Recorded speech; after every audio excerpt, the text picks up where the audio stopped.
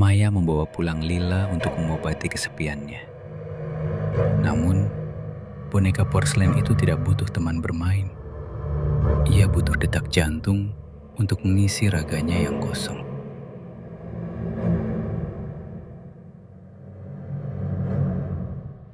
Malam itu hujan turun tipis-tipis, menyisakan hawa lembab yang merayap masuk melalui celah jendela apartemen Maya di lantai 4. Di sudut kamar, duduklah Lila. Sebuah boneka porselen dengan gaun renda yang sudah menguning dan mata kaca berwarna biru pucat yang seolah menembus kegelapan. Maya baru saja memindahkan Lila dari gudang rumah ibunya seminggu yang lalu. Bagi Maya, Lila adalah kenangan manis. Namun entah mengapa, di apartemen yang sunyi ini, tatapan Lila terasa berbeda. Semuanya dimulai dengan hal-hal kecil. Di hari ketiga, Maya menemukan Lila duduk di atas meja makan. Padahal seingatnya, ia meninggalkan boneka itu di atas nakas tempat tidur. Maya tertawa kecil, menyalahkan sifat pelupanya yang semakin parah karena lembur kerja.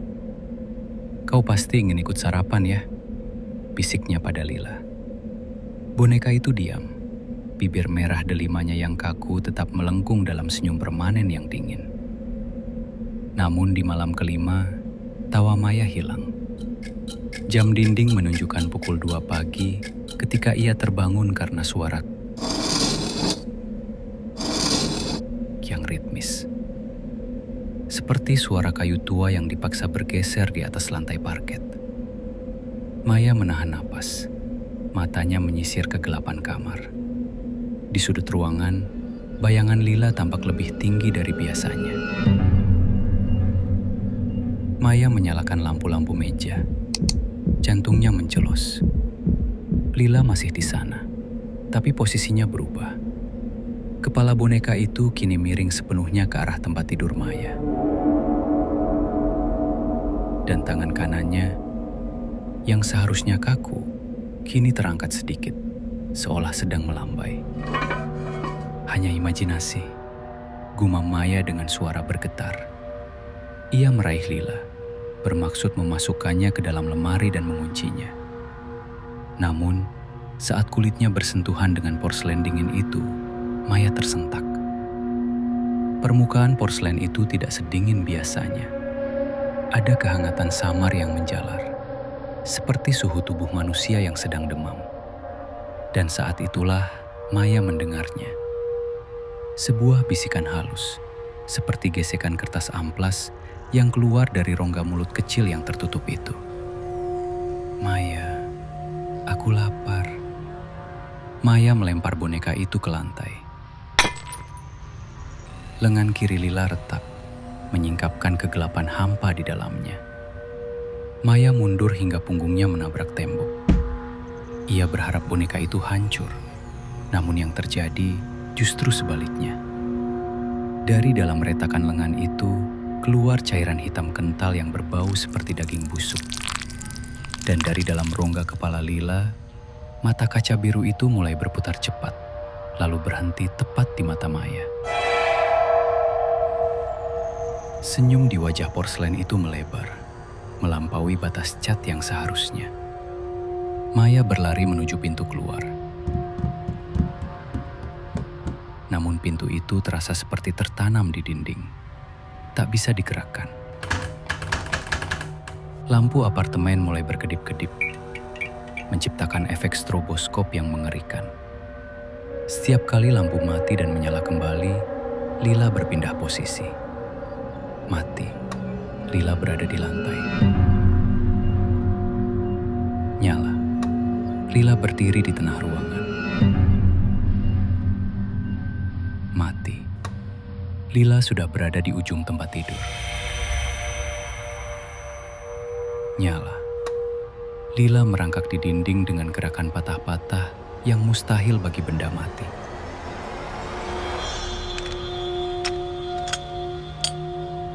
Suara persendian porselen yang beradu dengan tembok bergema di seluruh ruangan. "Pergi," "Kau bukan Lila!" teriak Maya histeris. Sosok itu berhenti di langit-langit, tepat di atas kepala Maya. Suaranya kini bukan lagi bisikan, melainkan perpaduan antara suara anak kecil dan geraman binatang. "Lila sudah lama mati, Maya. Aku menemukan rumah ini kosong, dan aku suka warna darahmu." Tiba-tiba, lampu padam total. Keheningan yang mencekam menyelimuti apartemen.